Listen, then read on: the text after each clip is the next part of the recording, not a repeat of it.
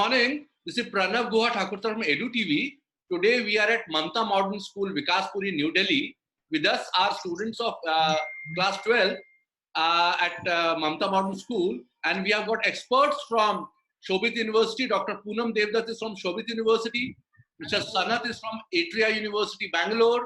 Mr. Andrew from Brazil is representing Gurukul School of Design, Jaipur, and Mr. Harpreet Singh from Ashoka University. Welcome, sir. Thanks all of you for taking out time. Thank you. I would like to Mr. Sanat to start, as Mr. Sanat has done his 12 couple of years back, who only can relate to the students better. Sir, can you tell us about Atria University within 3.5 minutes? Sure.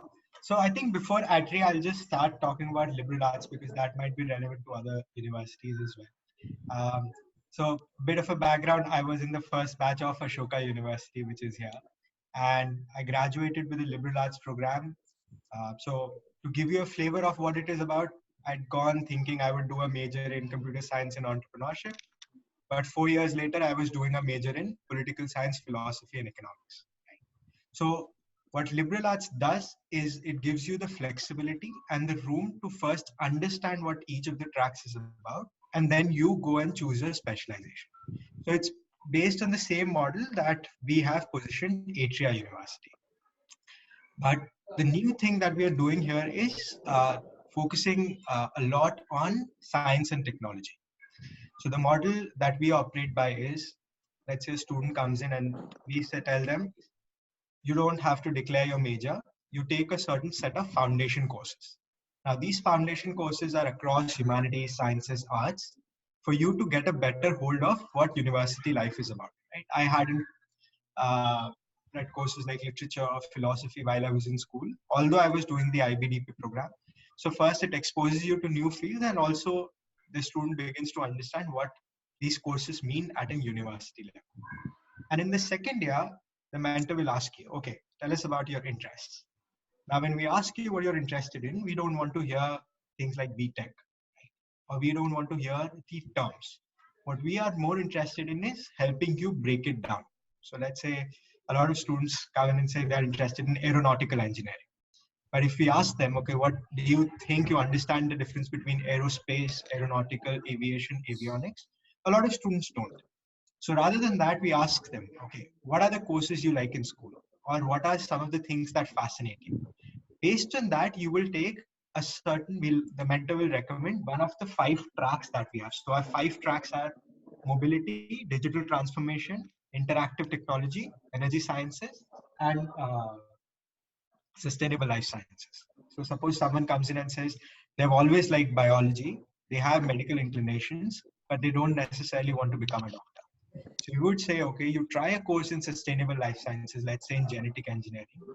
And if you like it, you choose that track, and within that, you choose your specializations. Now, quickly, there are 2 other features of it which give you the flexibility and experimentation. So one, all our courses are hands-on. So basically, you come in and rather than doing like a 6-month course, what you do is a 3-week project. And then based on that 3-week project, you know exactly what that specialization means. Plus, it's only after you've chosen a program track that you choose a degree. So we've got 4 degree options: BSc, B Design, B Tech, and a BBA. Now, let's say someone is interested in the mobility track, but they realize they're not necessarily interested in making the car engines, but maybe designing them. So accordingly, they would do a B Design in mobility rather than doing a B Tech. But someone who is a hardcore mechanics or an engineering guy would do a B Tech. So that's broadly the framework we are going by. Wonderful. Thank you so much. Now, Andre is from Brazil and he's with Gurukul School of Design from last 2 years. Sir, please. Hello. So my name is Andre.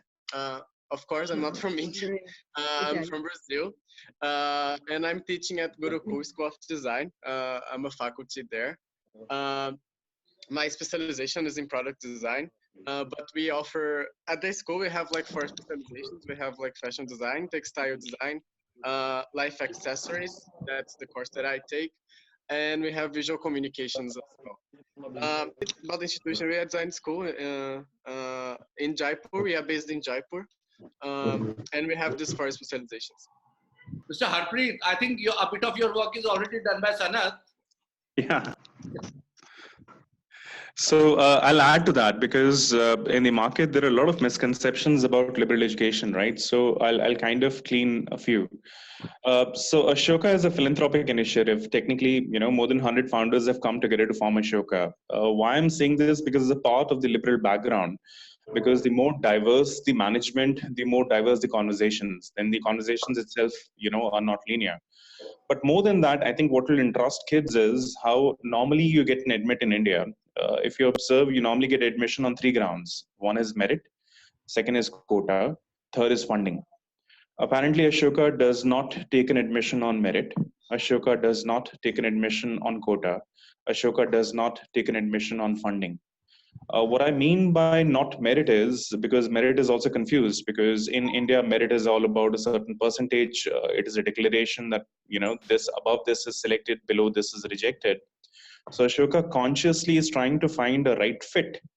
What is the definition of a right fit? So in a liberal, the word liberal means khola dimag, open mindedness, right? So if I am a bookworm, I'm a 99%, but I'm leaner in thought, you'll not be comfortable in the idea of Ashoka. So we'll probably reject you. But we'll also be happy to select a kid who's a 66, but who's liberal in thought, who's wide in that sense of it, who's curious, who's asking the right questions, right? And he's pushing himself in multiple directions. Even if he's not pushing himself, at least he's mentally there, right? So that's an example of what we say we don't take on merit. So kids of 99 would get rejected, kids with 66 would also get selected. Right. Second, there's no quota. There's no ST, SC, general. There's nothing like that. Third, finances, we're a need blind admission. This means we don't look at your pockets to give you a seat. By that, what I mean is many universities apparently would look at your finances to say that they'll give their seat to you or not. Right? Ashoka would not do that. Once a seat is given to you, then they'll check, can you afford it? You can't afford it. If you can afford it, great. No meritorious scholarships are given. So if you're 99%, it doesn't matter. No scholarships will be given to you if you can afford it. If you cannot afford it, no matter what you can't afford, whatever you can't afford, Ashoka funds it. So it's not a loan. You don't have to pay it back. It's your money, right? So if you can't afford a single penny, everything is free. If you can't afford 50%, 50% is free. So whatever you can afford, you pay. Rest, Ashoka takes care, right? Again, it's not a loan. You don't have to pay back.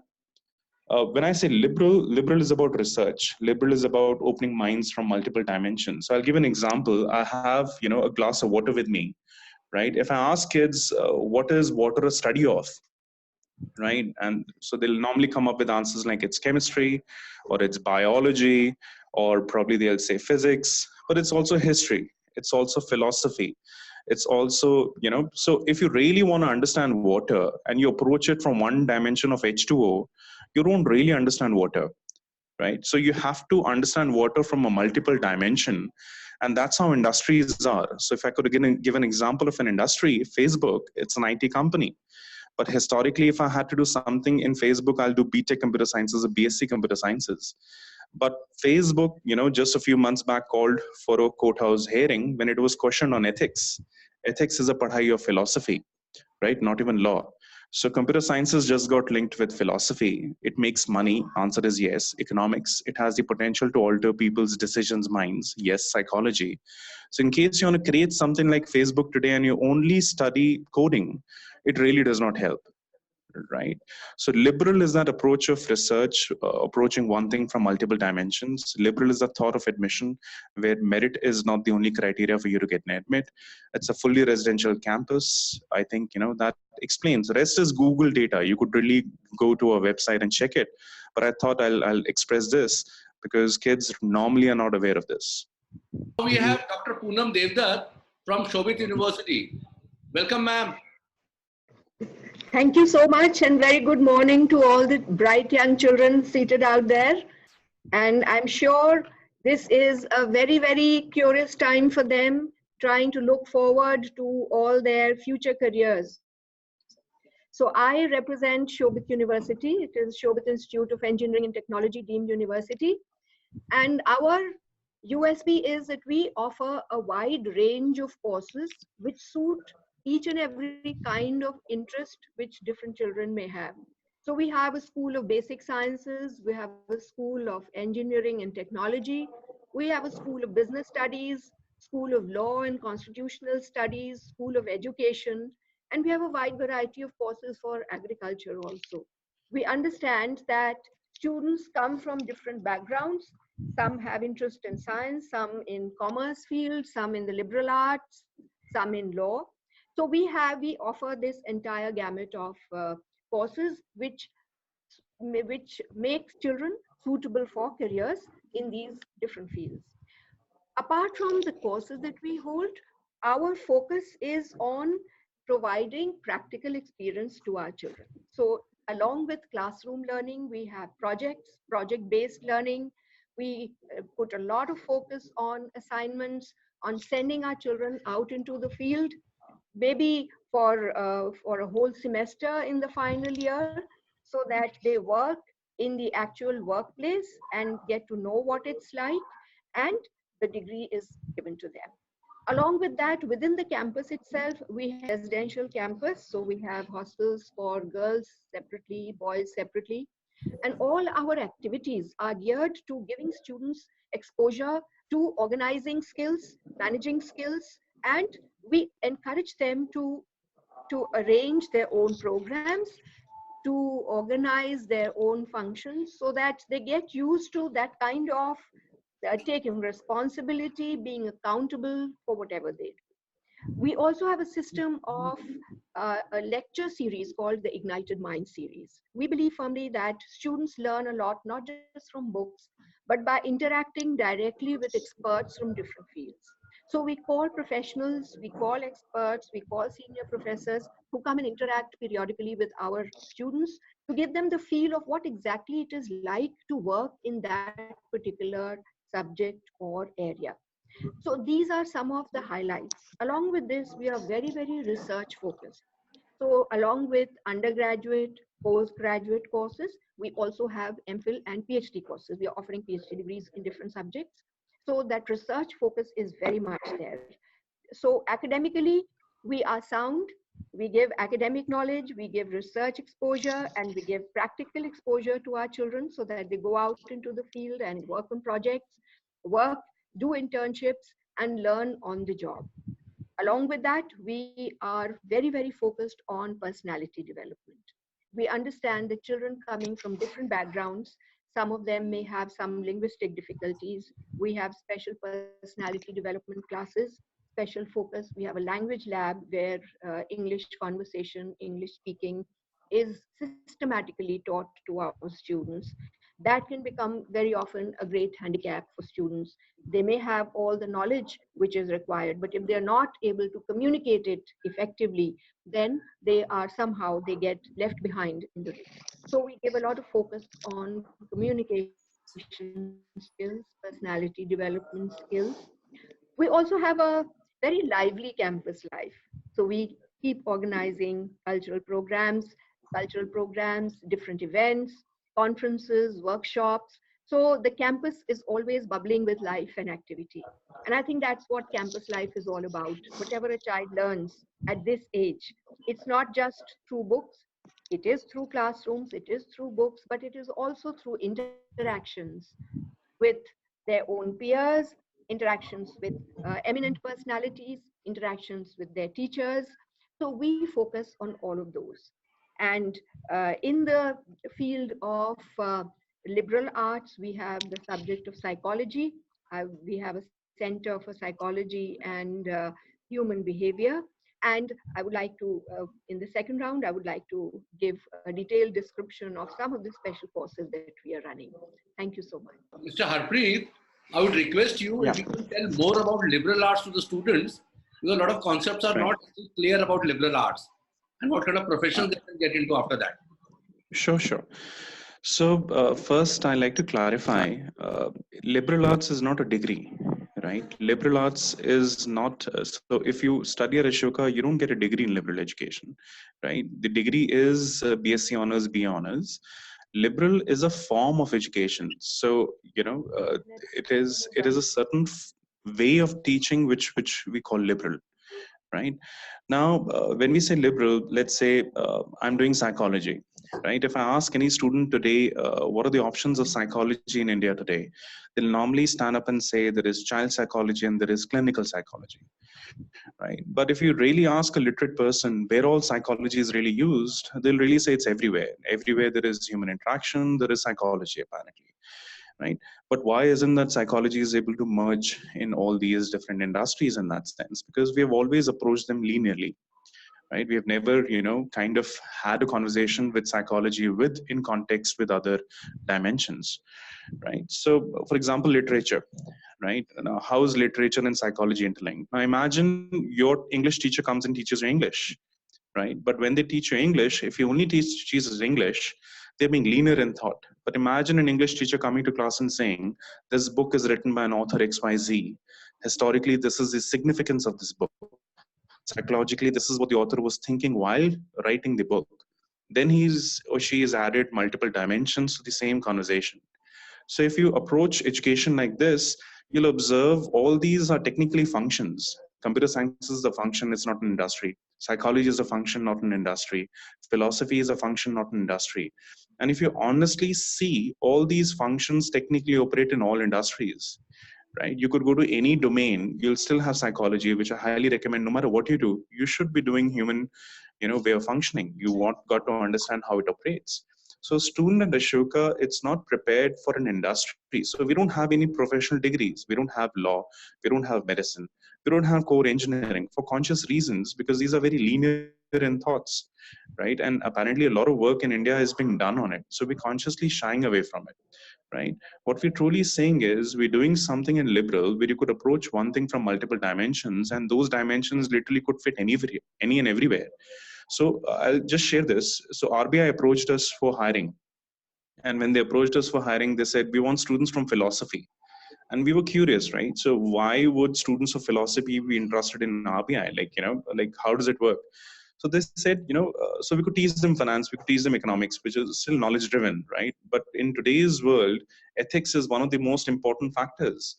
And what your philosophy teaches is apparently ethics, right? The one part of it is that, right? So RBI approached us from that perspective. So as I said, these are all functions, and all functions operate in all dimensions, right? So a student at Ashoka, if you're doing computer sciences you could use in biology, you could use in literature, you could use any and everywhere.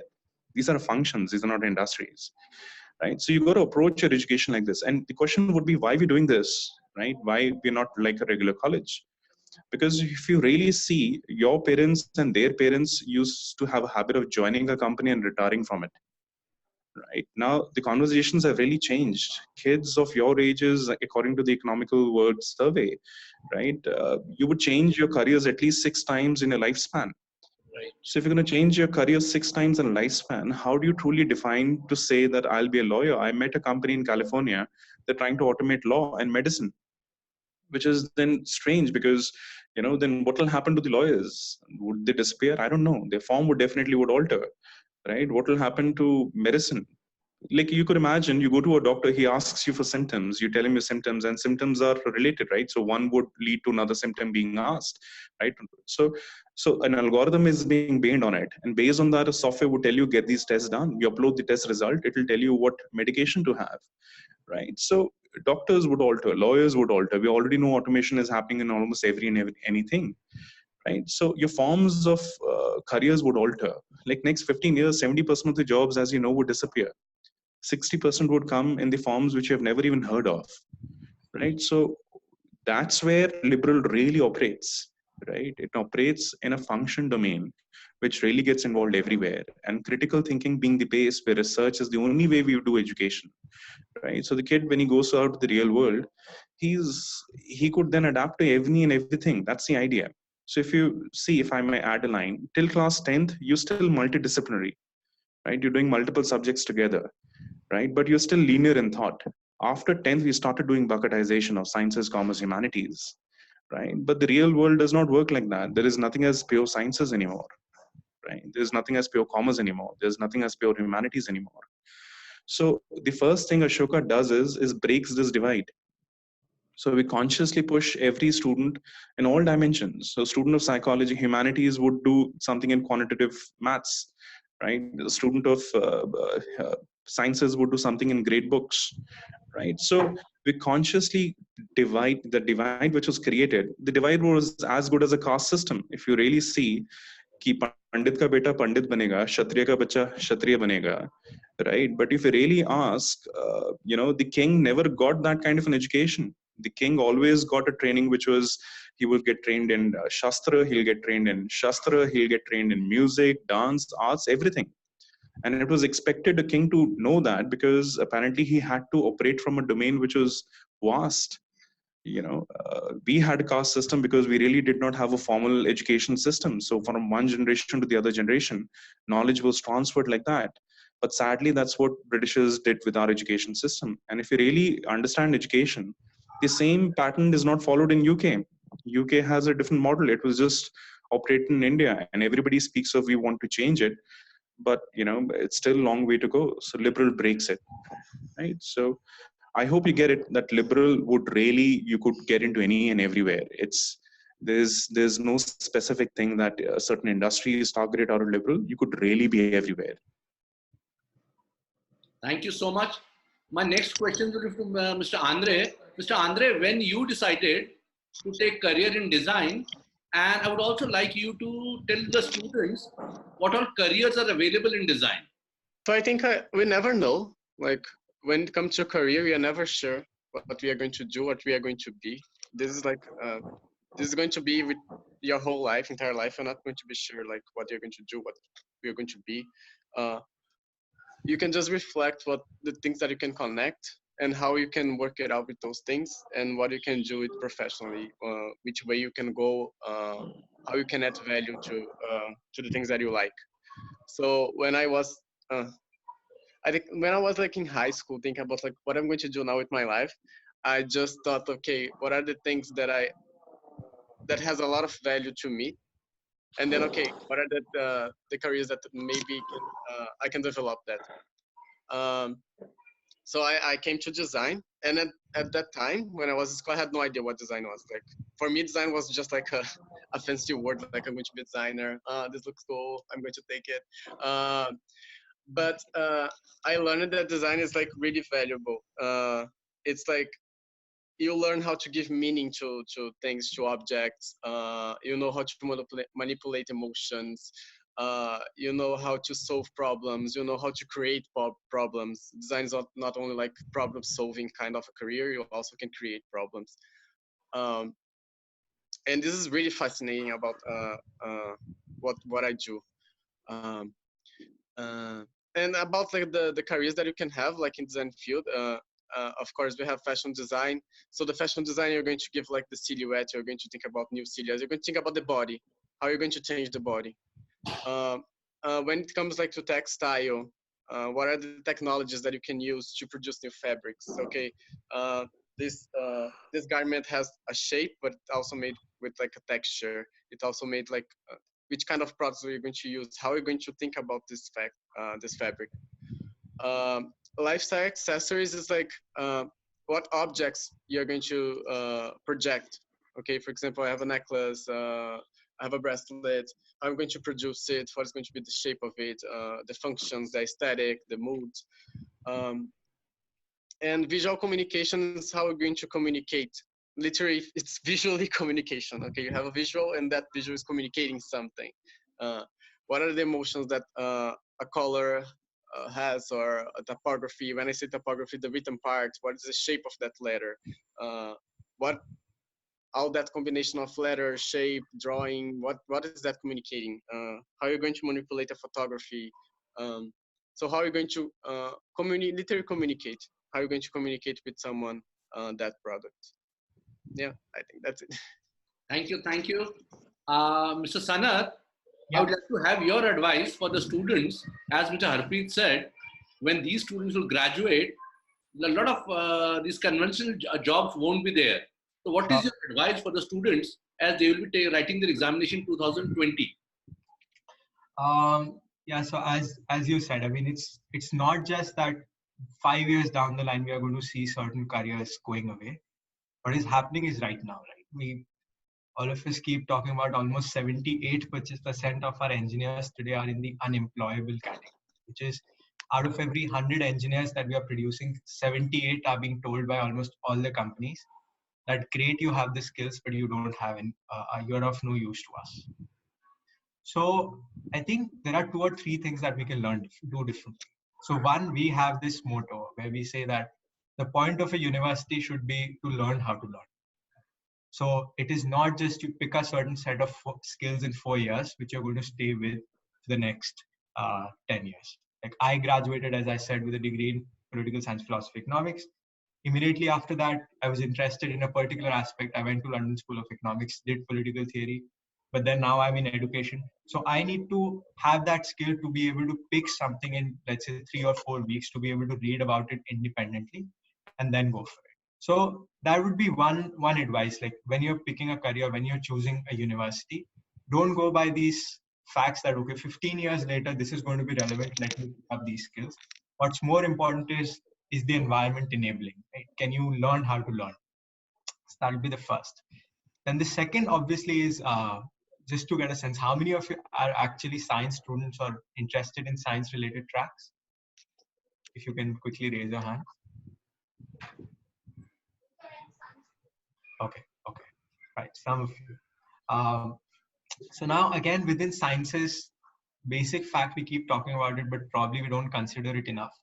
So let's say a lot of students might be interested in doing computer science, but our engineering colleges are still teaching Java or C++, right? Languages which are more or less obsolete even now, and more so will be there in 5 years later. So the importance is, okay, when you're doing a computer science, rather than that, it's better if you learn, let's say, artificial intelligence, robotics, Internet of Things, along with that, so that you are not out of date with the industry when you're coming out 4 years later. I mean, I'm not saying that the point of education is to get a job, but if there is a lot of disconnect, then there is going to be a lot of struggle. So which is why we have positioned our program, rather than saying, let's say, a student does BTech in computer science. With us, you do a BTech in digital transformation, which is now you have the skills to take the technology competency of any organization and take it to the next level. And it can be applied to a host of other organizations.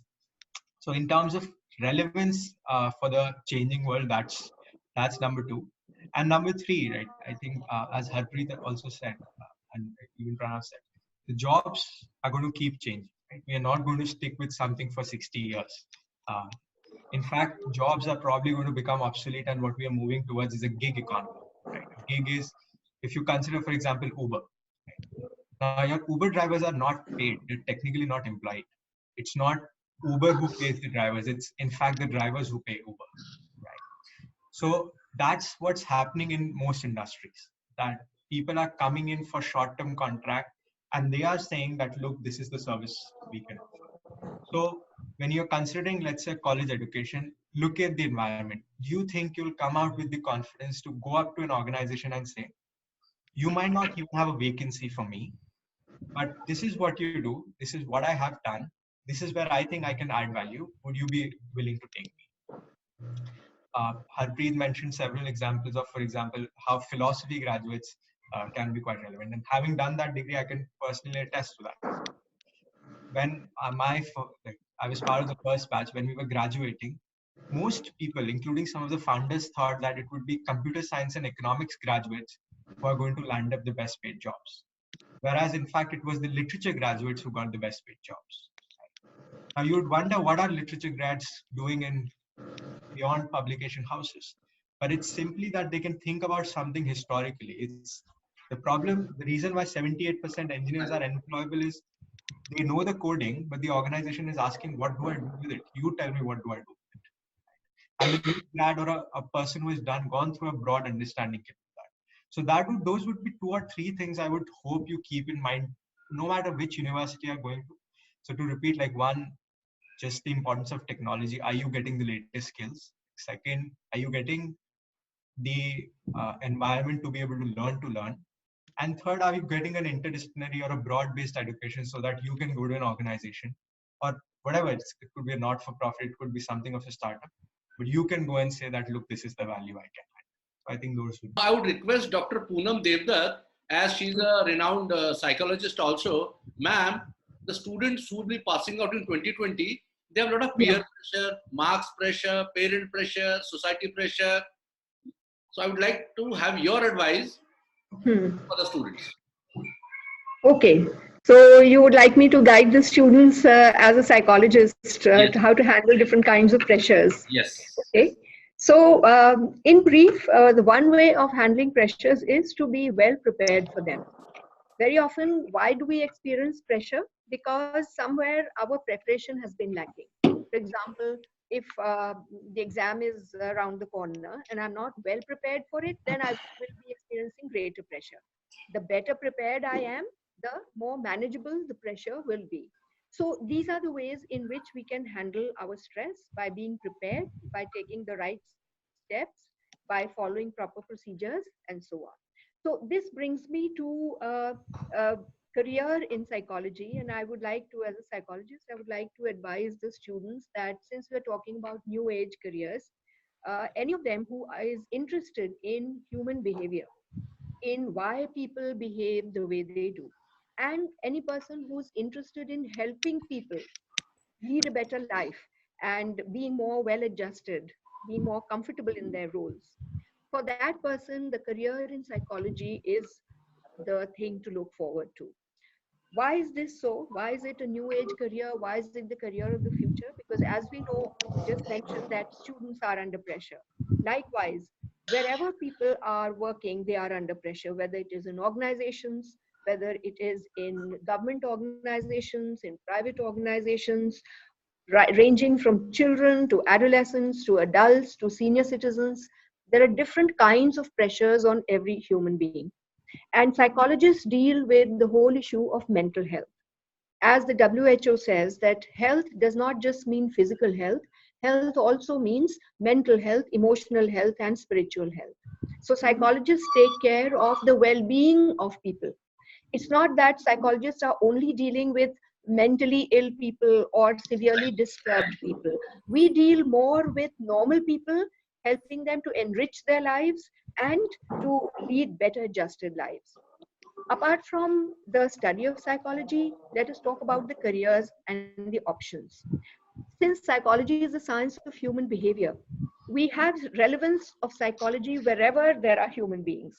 So whether it is in the field of education, whether it is in hospitals, in the army, in sports, in space, in industry, in organizations, there is a role for psychologists in every sphere. So when a student takes psychology and he gets his degree in psychology, whether it's counseling psychology or clinical psychology or industrial psychology, he can choose what area he chooses to work in. So if organizations interest you, psychologists are required to run a good organization. Sports persons need psychologists to help them deal with all those stresses and pressures and to maintain their mental fitness. In the field of medicine, clinical psychologists are doing a great job in diagnosing and testing for psychological illnesses, in therapy, and so on. In schools, we need counselors to guide students in their personal problems as well as for careers. So what I'm trying to say is that for any student who's interested in people and who wants to give people a better life, psychology is the career. Apart from this, one other career I would like to talk about, since we're talking about new age careers, and that is in a different field, in the field of agri-informatics. Now, this is a field, many of you may have heard about it, but you would not know what exactly it is. So what we need to understand is that in the present times, technology is being applied in all the different spheres of life, be it industry, be it medicine, or be it even agriculture. Normally, when we talk about agriculture, people think, oh, agriculture means hal chalana khet mein, ek kisan hai, wo hal chala raha hai khet mein. Those days are over. Agriculture today is a highly technical and technologically savvy field. To give you just one small example, we all know what irrigation is. Now, irrigation means, bringing water into your fields. But how can we apply technology? Because we all know water is a precious resource and how to conserve water. So one application of technology is that we test the soil. We test the soil through sophisticated testing techniques. We test it for moisture content. We test it for micronutrients, what is lacking, what is there in excess, what is the amount of wetness in the soil, how much water does it need. And this is connected with certain devices, with the Internet of Things, so that just the right amount of moisture can be provided, just the right amount of micronutrients or fertilizers can be provided, so that there is neither an excess nor a lack of nutrition for the soil. So this is how technology is being used in different fields. Let us talk about biotechnology, or let us talk about biomedical engineering. So this is a combination of the medical field and the engineering field. So we all know that today modern medicine is based on testing devices, on equipments, on very, very sophisticated machines and equipment. So we need the technology to develop these machines. We need medical knowledge and we need engineering knowledge to develop the right kind of machines, to manage those machines, develop those devices, and so on. So nowadays, like you've heard of robotic surgery. So robots are being developed to perform very minute surgery where humans would find it difficult, like in the brain or in the spinal cord. So biomedical engineering is a field where it's a coming together of medicine and engineering, where the technology is used to provide better services. So these are some of the courses that we are offering in Shobhit University. We have a Center for Psychology and Human Behavior, where we have BA Honors in Psychology, we have MPhil and PhD in Psychology. Then we have a School of Basic Sciences, we have a School of Engineering and Technology, and we have this Department of Agriculture, where we are doing courses in agri-informatics, bioinformatics, and so on. So Shobhit University offers something for every kind of student, every kind of interest, whether you're interested in medicine, you're interested in engineering, you're interested in computers, you're interested in human behavior, you're interested in law or education, we have it all for you. Thank you. Thank you so much, ma'am.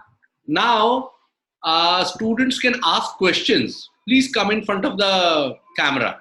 Good morning, sir. My name is Mansi and I'm from Bangalore. My question is to you, Harpreet, sir. I really wanted to pursue Spanish as my career, but can I pursue Spanish with a BA Honors as my graduation class? Okay, it was not too audible, but what I've understood is you wanted to pursue Spanish along with something else. Correct? That's your question? Be honest. So first, and this is a recommendation to everybody, right? Guys, don't worry too much about what you're going to do first, right? Because as said by most, no matter what you're going to do, that's going to change, right? That's your first advice. Second, the only thing you should prepare for is change, and that's number one. Second, at Ashoka, we understand kids could either be very clear or very confused, right? And many times clarity comes out of some illusion. For example, I know kids who want to do mechanical engineering because they have seen Discovery Turbo, or they have, seen MasterChef Australia and they want to be a chef, right? So what happens at Ashoka is you understand you could be curious, you could have decided something based on an assumption, or you could be absolutely clear or really confused, which is fine, right? We acknowledge that. So at Ashoka, we don't care if you're clear, you're confused, you're curious, right? You could come undecisive. You could say Spanish today, you could change it to French, you could change it to economics, you could do combinations of whatever. So imagine you're going to Baskin Robbins, 31 flavors of ice cream, right? Many times you're clear prior to you entering what flavor you're going to have, right? So you enter, I'm going to have vanilla or chocolate. And as soon as you enter, as soon as you see those 31 flavors, what happens? You still have a second mind. You might still end up having the same, which is fine. I get it, right? But you'll still have a second mind. So Ashoka really gives in that platter. So you could say you want to do Spanish with whatever, right? Enter, experience it, don't like it, drop it, pick another, do combinations. So you choose what scoops you're going to have, test them like a tester which you get in Baskin Robbins, Don't like it, put it back, pick another, pick 2 different scoops of whatever dimension, right? So the thing is, it doesn't matter to us you're from sciences or commerce or humanities. You could be from any, and you could do whatever. So you could be students of humanities, you could do biology at Ashoka, right? So what I really am trying to say is, see the list of options available at Ashoka till the time of whatever the possibilities you could think of is in that list. Don't worry about what you're going to do, right?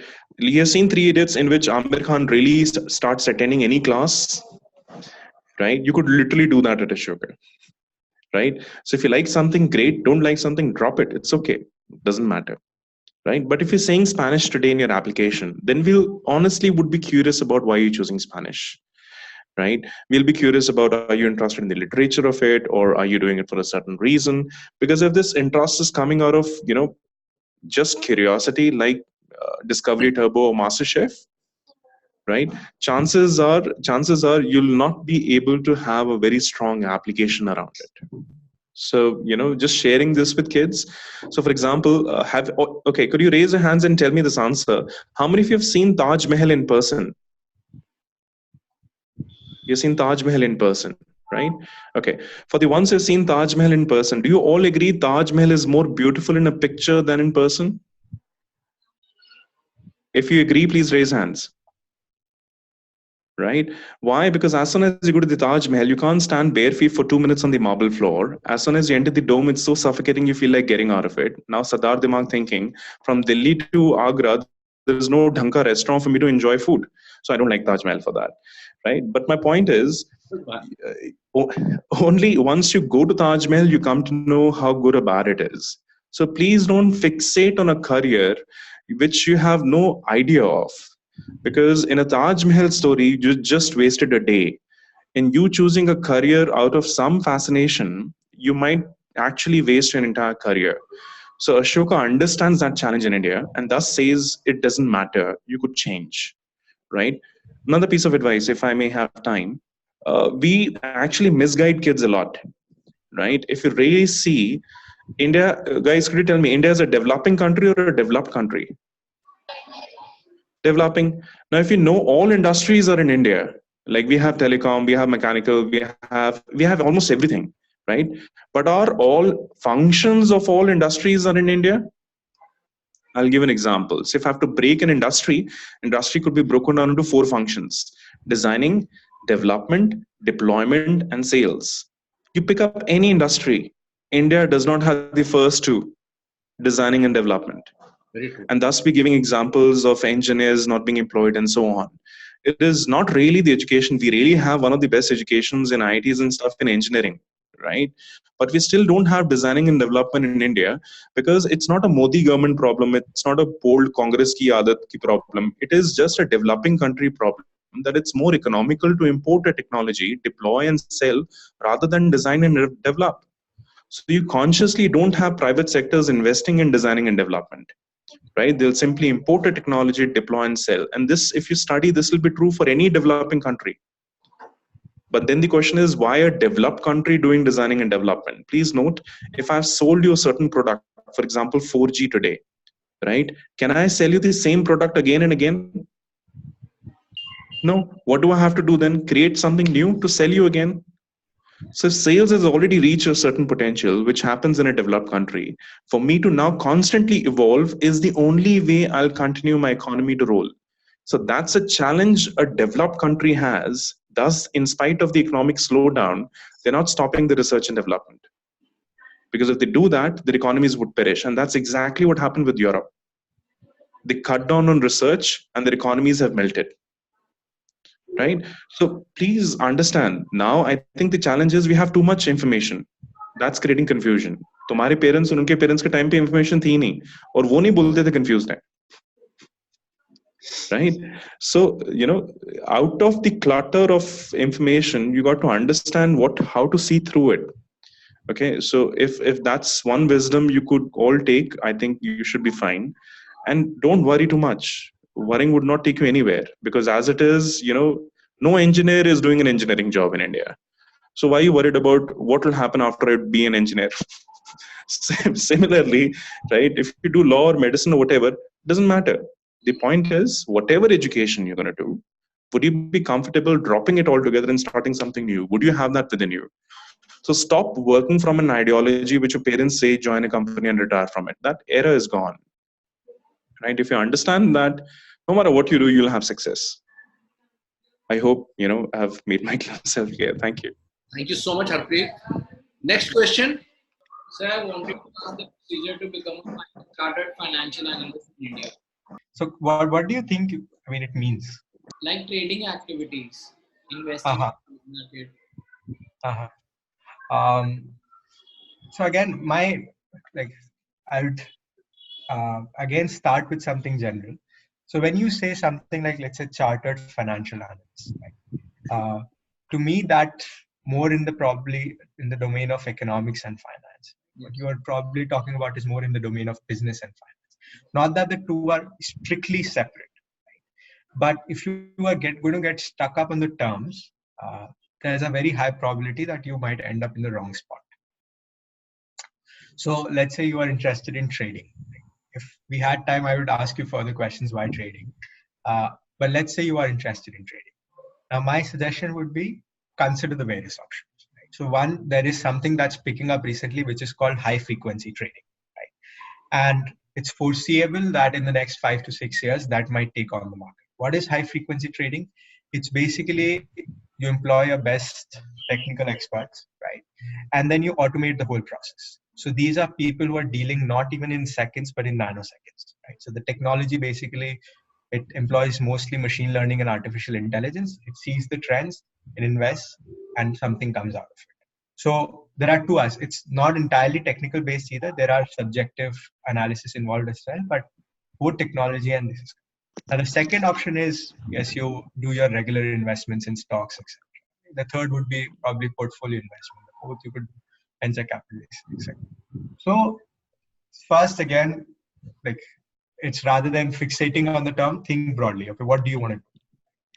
And then within that, I think the first thing you could do is, do a specialization in something like economics and finance to learn the techniques. But then, as I said, a lot of engineers are in fact interested in these jobs. So there is again no one particular procedure that you have to follow. So instead of running after the institution or the degree, if you break it down in terms of a goal and then say, okay, what part do I want to play in this industry? Then I think you can take on the relevant skills. Right? Sometimes, I've got a friend who didn't even do a degree in, let's say, economics and finance, but he's shadowing someone who is quite prevalent in this field. Just you could be with a person for, let's say, 2 or 3 years and you could pick up the skill. So that's why I said, there are people who don't go to college and they are millionaires. College has a point for sure. But again, if you're going to get stuck up on terms, probably you'll lose the plot. So to answer that, if I was you, I'll do probably a major in economics and finance. I'll probably, if time permits, I'll do a second major in computer sciences. I'll probably add a minor in psychology. If I could do this as a combination, then anything which has to do with all these 4 functions in that sense of it, you could operate there. Right, it'll be a great value add in case you could add entrepreneurship along with it also, because I'm assuming you eventually would want to have your own setup in that sense, because you also have to understand entrepreneurship is not a knowledge, it's a kida which you have already. There's a certain tool which then any organization could give you, which you could use to formulate it. So people normally think after doing an MBA or doing a program in entrepreneurship, you'll have your own startup. It doesn't work like that, right? So you got to be excited when you see problems. If you're that kind of a person, then you could set up your own businesses. If you really get excited that you'll have a solution on something, then you could set up a business. If you really think your solution could probably people would be ready to buy it, then you could have a company out of it. If you really think that is recurring in nature, then you'll ensure that that model would sustain. So so you have to be that person. So if I was you, I'll do economics with finance as a pure major. If I was you, I'll do computer sciences along with it. And And by the way, when I say computer sciences, computer sciences have subdivisions. So at Ashoka, you really choose a faculty and what you want to study under that faculty. So if I say economics and finance, you really choose the faculty of economics and what you study under economics or finance from which faculty, right? So these are broader terms. So if you really want to know what do we teach, please consciously see the faculties at Ashoka, see what researchers they have historically built on, and then link, whether you're interested in those angles or not. Sadly, kids don't think like this. They fixate on a degree or a term which you're, consciously using, right? But the university education alters completely. For example, imagine the economic advisor of the country teaching you economics, right? When he teaches economics, the economics is a very different level, right? So do you want to do economics of that level? If the conversation is yes, then yes, you should join that faculty wherever he or she is, right? And study that specific thing which they have excelled in, right? So economics would have subdivisions, computer sciences would have subdivisions, psychology would have subdivisions.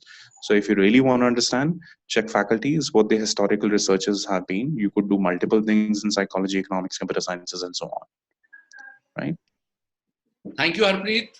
Thank you. Just 2 lines. He wanted to do something in the field of finance. So one path for doing that is to do an MBA with finance specialization.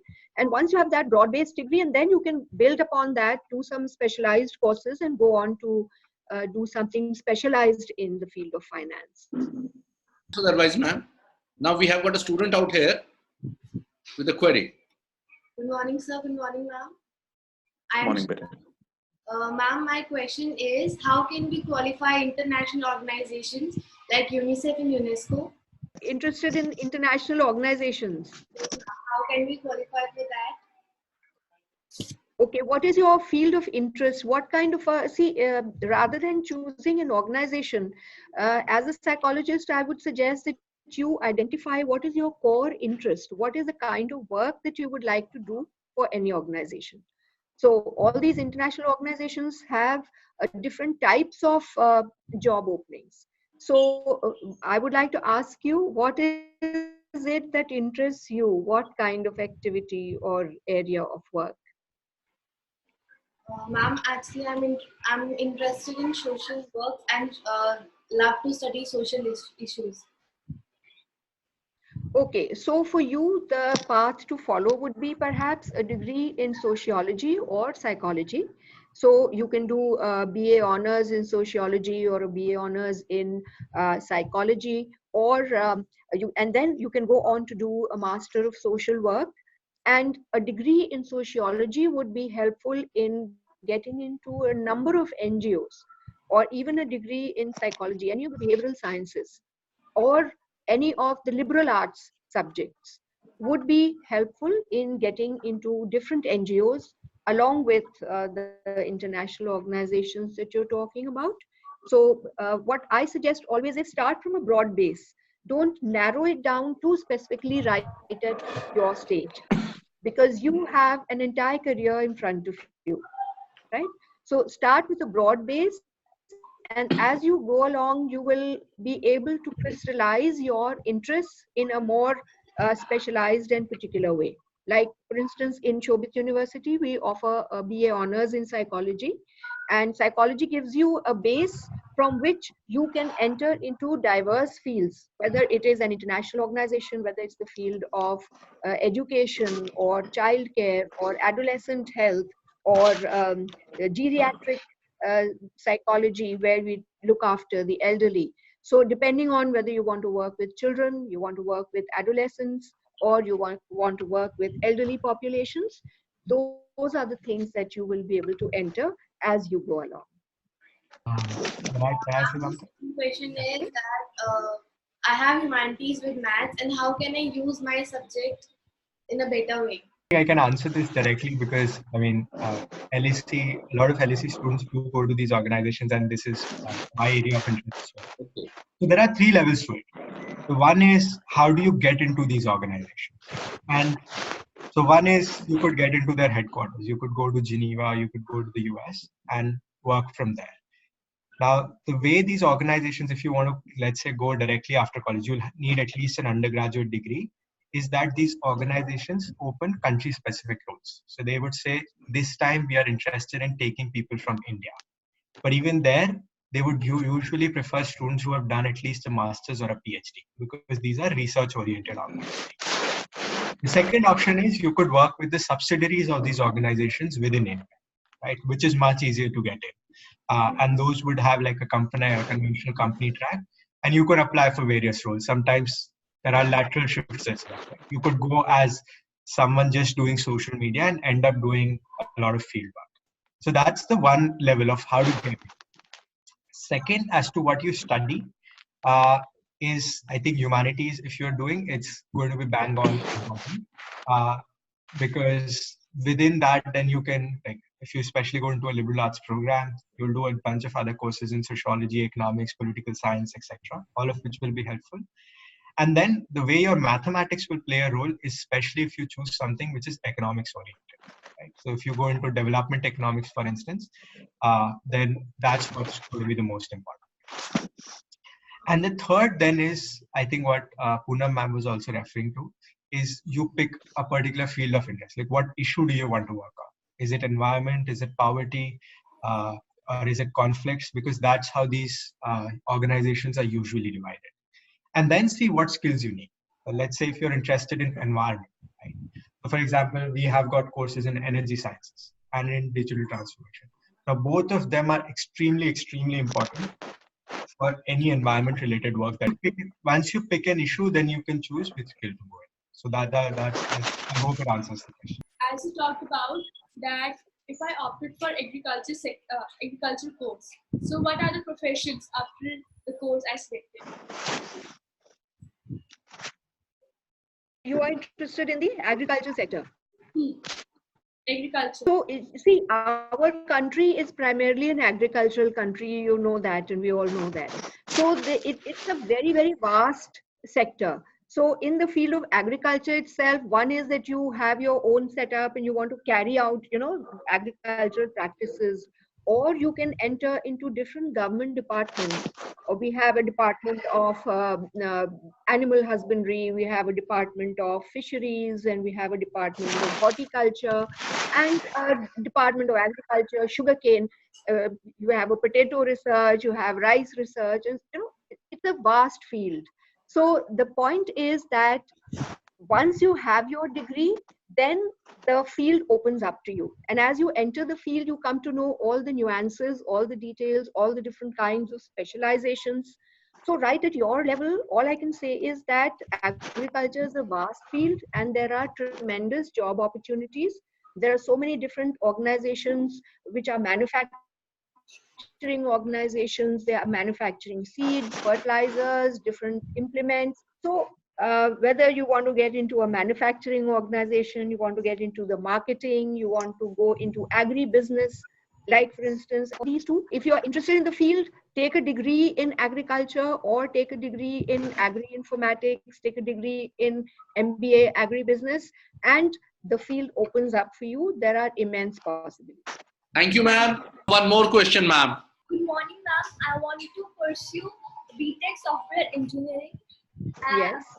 But it's very much clear that huge amount of people are already taking it as an option. So it creates disguised unemployment. So should I drop my idea and continue with it? Okay, no, as a psychologist, I would advise you to pursue your area of interest. If you are interested in a field and if you study well, you are good in your field, you will have enough opportunities. So yes, on a theoretical level, we say that this field is saturated, this field is opening up. That is there.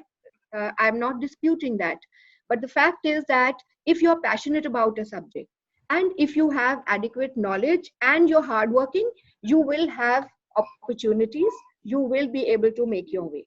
So just because on a theoretical level it is said that there's saturation in that field, I do not think that you should drop your passion.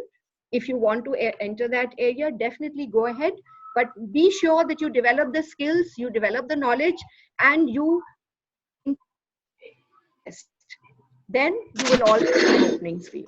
Ma'am, as someone just said that skills are not valuable. Most of the engineers. I mean, I would definitely not say skills are not valuable, but they're not everything.